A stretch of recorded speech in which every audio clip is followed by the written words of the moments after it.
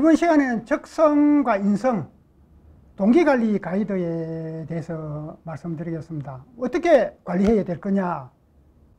여러분들이 서류 전형하고 1단계 시험에 응하는 인적성 시험에 관련됐던 내용은 아닙니다. 그거는 기본 소양, 대학 졸업생으로서 또는 우리 회사에 입사하고자 하는 희망자로서 직무 어떤 적응력이라든지 기본 어떤 자질, 그 다음에 어떤 가치, 어떤 개념, 그 다음에 어떤 자료를 분류하고 판단하고 조정하는 능력, 이런 포괄적인 관점에서 공통적인 어떤 관점에서 업무 실행 적응 요건이 어느 정도 터득되어 있느냐 하는 내용입니다. 근데 여기서 제시하고자 하는 내용은 우리가 선천적으로 타고나는 자질적인 적성, 가치 개념적인 어떤 인성, 그 다음에 업무 실행력, 추진력, 목표력과 관계된 동기에 관련됐던 내용을 설명하고자 하는 겁니다. 그러면 이런 어떤 관점은 어느 단계에서 주로 2차, 3차 면접 단계에서 중점적으로 평가되고 분류되고 또 요구되는 자질 요건이다. 또 이런 요건이 확립되어 있어야 입사도 유리할 뿐더러 능력만 뛰어나다고 평가되는 건 아닙니다. 능력이 뛰어나더라도 적성과 자질, 동기가 활성화되고 또 활성화될 수 있는 잠재력, 그런 방향의 패턴을 가진 인력, 그럼 능력은 뛰어난데 껴어서 목표의식이 없어서 그냥 허둥대고 있다. 그럼 기업에 어떤 성과 기여를 해주지 못하지 않습니까? 그래서 이런 요건이 능력 못지않게 굉장히 중요시되는 관점이다. 그 다음에 이제 조직의 우수한 인적 자원으로 성장 발전할 때 조직원들이 갖춰야 될 기본 요건이다. 이렇게 되는 겁니다. 자, 적성. 우리가 이제 타고난 적성 참 좋죠. 특히 이제 예술 분야, 스포츠 분야, 초등학교 1, 2학년 때는 A 분야에서 연습을 하다가 스카웃 돼가지고 B 분야에서, 그래서 신체적인 균형이나 타고난 자질이 있기 때문에 대성했다, 성공했다, 우수한 선수, 우수한 예술가가 됐다, 이렇게 어떤 사회적인 개념으로 확산되는 이미지를 많이 접해야 하지 않습니까? 그건 타고난 적성이다 이죠. 잠재적인 장성이다. 그러면 그런 부분이 예술 분야에 있느냐? 꼭 그렇지는 않습니다. 이게 어떤 탐색적이고 논리적이고 분석적이고 또 협용적이고 또 커뮤니케이션을 잘한다든지 이런 어떤 부분, 그러면 커뮤니케이션을 잘한다, 협력적인 어떤 그런 태도와 자질과 감성을 갖췄다, 그러면 영업 분야. 그 다음에 논리적이고 분석적이고, 그 다음에 다른 사람의 갖지 못한 그런 어떤 창조적인 감각을 가졌다, 그러면 기획 분야, 디자인 분야, 기술 개발 분야. 그 다음에 어떤 현황에 대해서 포괄적으로 이해하고 사실적인 그런 개념으로서 어떤 구분, 분류, 적응하고, 이런 내용은 인사관리라든지 재무관리라든지 이런 부분에서 또 역할을 할 수 있다 이죠. 그래서 타고난 어떤 잠재력, 우리가 포괄적으로 인정하고 있는, 인식하고 있는 예술 분야, 어떤 특정 어떤 스포츠 분야, 이런 분야뿐만 아니고 우리가 일반 취업에 관계되는, 직업 분야에 관계되는, 다양한 직업 분야에 관계되는 요소들도 다 연관이 나타나는 현상들이다. 그래서 이제 이 타고난 부분은 일정한 패턴 잠재력이죠. 이 분야의 어떤 직업을 앞에서 탐색적이다, 논리적이다, 분석적이다, 그러면 기획 관련 부분, 기술 개발 관련 부분, 디자인 관련 부분, 그 다음에 기술적인 부분에서 설계 어떤 담당, 뭐 이런 부분은 아주 뛰어난 자질을 타고났다 이거죠. 그러면 그 분야에 역량을 개발하고 취업을 한다 그러면 훨씬 더 성공할 수 있는, 또 취업도 달리고 성공할 수 있는 이런 자질적인 요건이 되겠죠. 그런 부분을 타고나지 못하면, 선천적으로 타고나지 못하면 어떻게 하느냐? 그럼 이제 조상 탓해야 되죠. 왜 니한테는 그런 자질을, 잠재력을, 적성을 물려주지 않았느냐? 뭐 조상 탓한다고 계시지도 않는 조상이 설령 부모들이 있더라도 부모를 원망해본들 무슨 의미가 있겠습니까? 이미 결과로는 그러한데, 그래서 타고난 잠재력이 없으면 습관화된 수능 행동으로 자기를 관리하면 된다. 습관화 된 수능행동, 계속적으로 반복 학습을 하게 되면, 훈련을 하게 되면 그런 무의식적인 반응 행동을 나타낼 수 있다, 그죠? 무의식적인 반응 행동이 실행되지만 어떻게 됩니까? 잠재 능력과 타고난 잠재 능력은 똑같아지는 겁니다. 타고난 잠재 능력은 방향성이 없는데 이미 선천적으로 주어진 방향에, 근데 자기는 예술적인 감각이 있는데 예술가가 아니고 체육 분야에 하고 싶다. 그러면 그 역량 활용이 안 되죠. 습관화된 수능 행동은 선천적으로 타고나지 못하더라도 후천적으로 자기가 필요한 분야에 개발을 해서 습관화시키기 때문에 이 효용성은 훨씬 더 높습니다. 활용성은 훨씬 더 뛰어납니다. 다만 그 습관을 시키는 훈련 과정, 연습 과정, 반복 작용 과정이 시간이 소요되고 노력이 필요하다는 것뿐이지, 그 단계만 가게 되면 아주 효용성이 높습니다.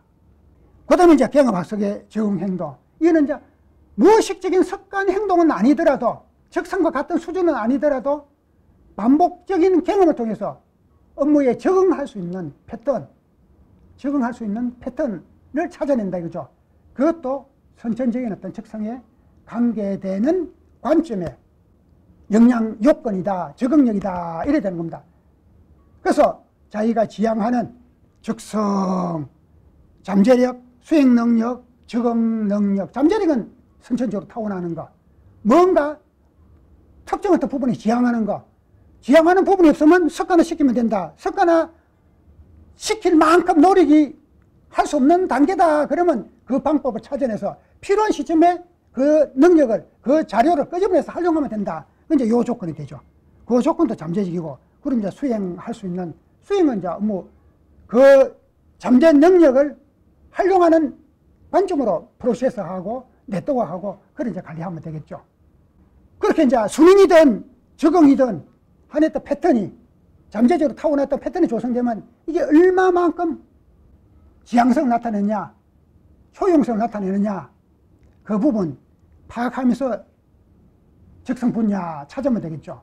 그래서 이제 우리가 조직적인 어떤 적성 분야, 뭐 기획, 관리, 재무, 전산, 상품 개발, 이거는 이제 기업의 사업 분야와 관계되는 조직 모델과 관계되는 분야를 이렇게 구성했습니다. 우리가 이제 학교 다닐 때 인적성 한다 그러면 전 산업 분야에 대해서 어떤 분야다 이렇게 분류하는데, 여기는 왜 취업이라는 기업의, 물론 이제 이 부분도 제품 생산 품목에 따라서 산업 분야에 따라서 다소 차이가 나겠죠. 나더라도 공통적으로 표준적으로 평준화된 그런 업무 분야 다 이렇게 이제 이해를 하시면 됩니다. 그래서 기획적인, 관리적인, 뭐 기획, 관리, 이 적성 어떤 단위 이건 아마 중고등학교 때, 대학교 때 적성 검사했던 그 개념을 연계시켜도 됩니다. 기획, 새로운 어떤 계획적인, 탐색적인 어떤 전략 어떤 추론적인 형태고, 관리, 그 틀을 어떤 한 어떤 모델, 방침, 목표 단위를 체계적으로 균형 있게 관리할 수 있는 어떤 그런 어떤 역할을 하는 어떤 부분, 재무 회계, 기업에 운영하는 자금, 투자 자금, 운영 자금, 그 다음에 여유 자금, 이제 여유 자금은 투자하고, 가지고 있으면 뭐 은행 이자가 아주 적기 때문에, 근데 이제 투자하다가 또 손실을 보는 경우도 있고, 이익을 많이 이제 실현할 때, 물론 여유 자금이 없을 때는 차입을 해야 되고, 이런저런 그런 해야 돼, 그런 역할을 해야 되겠죠. 그런 또 부분에 관련됐던 업무 분야. 그 다음에 이제 적성별, 전략 스킬, 이거는 아주 뛰어난 어떤 관점. 그럼 우리가 이제 학점적인 형태로 A 학점이다, B 학점 수준이다, C, D, E 학점 수준이다, 이렇게 개념을 잡으면 됩니다. 근데 운영 스킬이다, 이 이하 수준은 그렇게 의미가 없습니다. 전략적으로 아주 뛰어난 어떤 패턴, 감각, 실행력, 응용력, 이런 부분이 이제 감각, A학점, 그지 만점, 뭐 물론 이제 100점도 있고 90점도 A학점이긴 하더라도, 그 다음에 이제 개발 스킬, 그보다는 조금 미흡하더라도 아주 활용도가 높은 관리, 보표, 조금 양호한 수준. 이거는 아주 뛰어난 수준, 우수한 수준, 양호한 수준. 뭐 운영석이다 이런 형태는 좀 미흡한 수준이기 때문에 이런 형태의 어떤 적성 잠재력 그걸 특히 내세울 필요는 없습니다. 그 다음에 어떤 취업 어떤 방향에 연계시킬 필요도 없다.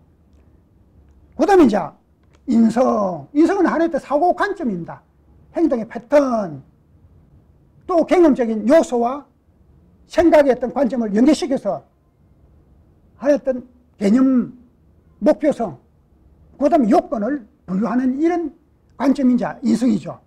그래서 사회의 어떤 관계적인 부분, 그거는 이제 사회관계성이라는 부분은 꼭 기업 외적으로 사회관계뿐만 아니라 기업 내 구성원들 간의 어떤 관계성, 그래서 협동성, 리더십, 이런 어떤 관점, 욕구 충족성, 욕구 충족, 사적 이기심, 사적 이기심도 있어야 됩니다. 자기 목표성, 자기에 대한 성취 개념도 없이 기업만, 동료만 지원해준다, 협력해준다, 그건 존재감이 없어지는 겁니다. 자기 존재감이 명확할수록 이런 목표 지구력, 협력성도 더 뛰어난 겁니다. 왜? 내 존재감이 명확하게 확립되면 상대 존재감도 인정해준다 이죠. 내 존재감을 무시해버리면 상대 존재감이라는 그 개념도 흐지부지 되어버리는 겁니다.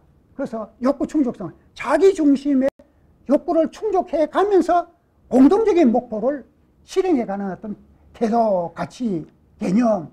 그래서 간혹은 이제 면접 볼 때 이기심적으로 어떤 인성적인 가치관을 나타내면 안 되니까 나는 희생정신이 뛰어나고 모든 어떤 역할에 또 패턴에 동료들 중심으로 지원해주고 협력해주고 하는 어떤 사고 어떤 관점이 있습니다. 이래 그러면 그런 인력은 기각시킵니다. 왜? 자기 존재성에서 목표, 성과, 역량, 우수인적 자원 이렇게 나오지. 근데 나는 내 중심적으로만 생각하고 다른 사람 무시합니다. 그것도 문제가 되죠. 문제가 되죠. 그러나 그 두 가지 관점은 나는 다른 사람만 배려한다 관점하고 나는 내 중심적이다 관점하고 그러면 자기 중심적이다는 관점이 다른 사람만 배려한다는 관점보다 우선순위가 되는 겁니다. 자기 중심적이 되고 그 다음에 관계성을 갖는다. 이게 최고였던 관점이 되고 세 사람 중에 그 내 중심적으로 내 욕심부터 먼저 차리고 그 다음에 다른 사람을 돌본다. 그게 1순위. 그 다음에 내 욕심만 챙긴다. 2순위. 나는 무시하고 다른 사람만 챙긴다. 그건 3순위. 이렇게 된다. 그죠? 그래서 이게 이제 욕구 충족성이다. 그리고 욕심도 있어야 된다는 겁니다. 자기가 욕심이 없는데 살아가는 의욕이, 능력 개발 의욕이 기업에 기여하고자 하는 의욕이 생기겠습니까? 그래서 이제 업무 이제 목표성. 그 다음에 이런 이제 조건을 가지고 업무 성과, 역할, 사회적 역할을 해야 되죠. 그 다음에 이제 업무 적응력. 마찬가지. 업무 적응력. 업무, 새로운 업무, 할당된 업무, 요청하는 업무, 지원해줘야 될 업무, 또 미래 성장 업무들을 실행할 수 있는 요건들. 이 어떤 업무 적응력은 우리가 서로 전형이 끝나면 1차 이제 인적성 시험이다 하지 않습니까? 그 관점에 이 부분은 검토가 된다. 되더라도 이것도 갖춰야 되죠. 그거는 전체 우리 회사에 지원하는 모든 인력에 대해서 측정하는 거고, 이 어떤 적응력은 자기 전문화된 분야, 자기가 경력 관리가 하고자 하는 분야, 취업하고자 하는 분야에 대한 적응력을 갖춰야 된다. 그래서 자기 개념의 토대 위에서 사회적으로 공통제적인 어떤 역할을 할 사람, 그게 필요한 어떤 가치 개념이다. 또 조직원들한테 요구하는 가치관의 요건이다. 그 다음에 이제 동의. 그런 조건을 갖추더라도 못 갖추면 갖추겠다고 동기가 활성화돼야 되고, 갖추면 그걸 적재적소에 적절한 관점으로 활용하겠다는 관점으로 또 동기가 활성화돼야 되겠죠. 그래서 업무 동기는 역동성이다. 가지고 있는 자질을 활용하는 추진력이다. 그 추진력에서 목표가 실현되고 관계성이 더 돈독해지고 또 미래에 대한 기대감도 높아지고 이렇게 되신다 이거죠. 그래서 이제 목표, 행동적인 관점, 인간적인 관점. 물론 이제 영업 부분, 이런 부분은 인적 네트워크 상당히 중요합니다. 그런데 이제 또 기획이라든지 연구 분야라든지 이런 부분은 또 인적 네트워크 그렇다고 해서 인적 네트워크 필요 없다는 건 아닙니다. 왜? 그 분야에 필요한, 그래 이제 정보도 교류하고, 그 다음에 이제 어떤 연구 과정에 협력 지원도 해주고, 뭐 연구라는 어떤 관점이 기술 개발 연구다. 우리 기업 자체적으로 하는 산학협력 연구도 있고, 또 우리가 확보됐던 기술을 다른 기업에 지원해 주면서 추가적으로 응용할 수 있는 어떤 그런 어떤 지원 역할을 하는 경우도 있고, 그래서 어떤 인간관계는 다각적으로 실행을 되더라도 한해 어떤 전체의 어떤 팩터 역할이 인간관계 중심의 활동성이냐, 특정한 어떤 가치 또는 목표 지향적인 어떤 섬세한, 그 다음에 탐색적인 그런 역할이냐, 거기에 따라서 이제 뭐 기획 부분, 영업 관리 부분, 생산 관리 부분, 공정 관리 부분, 기술 개발 부분, 연구 부분, 이렇게 이제 각 분야별로 필요한 동기의 패턴이 조성된다. 이걸 이제 이 자료에서 말씀드리는 겁니다. 그래서 이제 역할에 대한 뭐 역할이 적정하고 효용성이 있고 상호 간에 기대감이 높고 상대도 또 만족하고 그러면 행복감을 느끼죠. 그런데 반대했던 개념이 된다. 지원해 준데 뭐 짜증내고, 왜? 서로 패턴이 안 맞기 때문에. 내가 60을 지원해 줄 수 있는 역량이 되는데 80을 요구한다. 그럼 내가 역량이 미흡하기 때문에 상대가 너무 과잉적으로 요구하기 때문에 내가 또 버겁고, 이런저런, 그러다 이제 서로 불균형 상태가 되죠.